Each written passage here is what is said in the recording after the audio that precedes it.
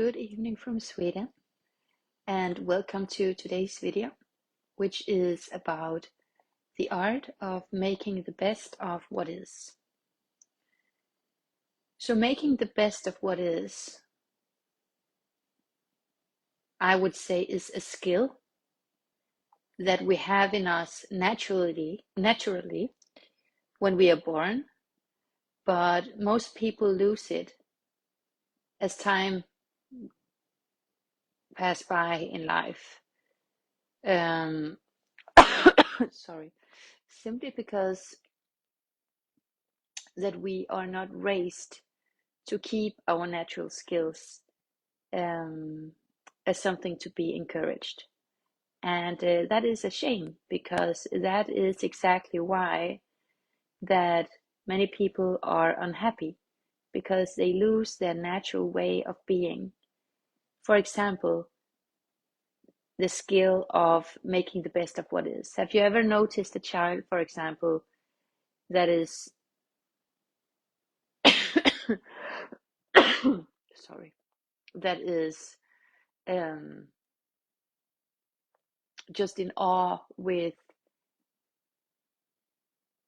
just one thing? For example, they can just play with the same thing over and over and over again, and in nature they have this incredible imagination, and they are so grateful when you come home, and they say hello to everybody, and even though that the circumstances may not always be the best, the child doesn't view it like that, because they know what is important, and they have the ability to be present in the now, in what is.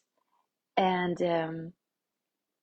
that is an art, um, but it's something that we have naturally, as I've already said several times already.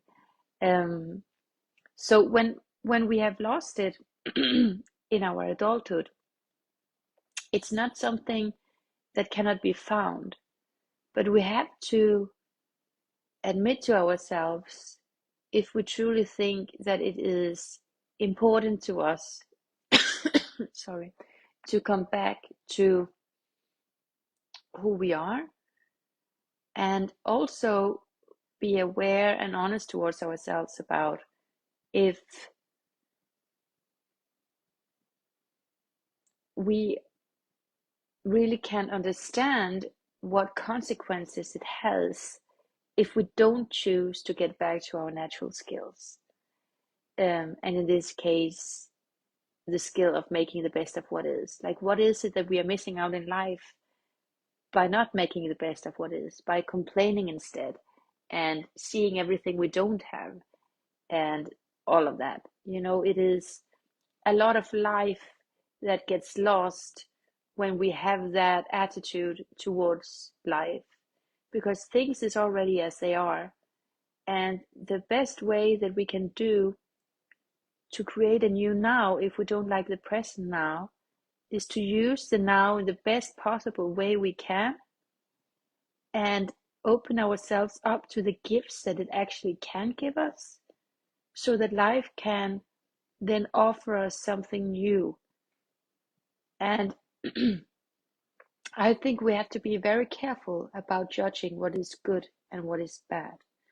I think that life is very intelligent, much more intelligent than we are with our human mind. Life can understand what we need to grow, not what our prestige wants, but what our soul needs in order to grow. And that includes, for example, things happens that are not in our prestigious wish, if you can say that. And just as an example, and it has many different ways that it can be shown in different areas of our lives and all of that. But I am convinced that there is a gift of every circumstance if we choose to make the best of what is. But it is a choice that we need to make, and it is absolutely a form of surrendering. and choose to trust, and to really walk the spiritual path. But that is also where we grow the most. But many people miss out of this opportunity that it is when life so-called go against what we want, and our ego to get stuck in that we will have to manifest the life that we want and all of that. But it's not about what we want in the way of our ego. It is, what does our soul want? And what challenges is it that our soul needs to go through in order to achieve what it truly desires?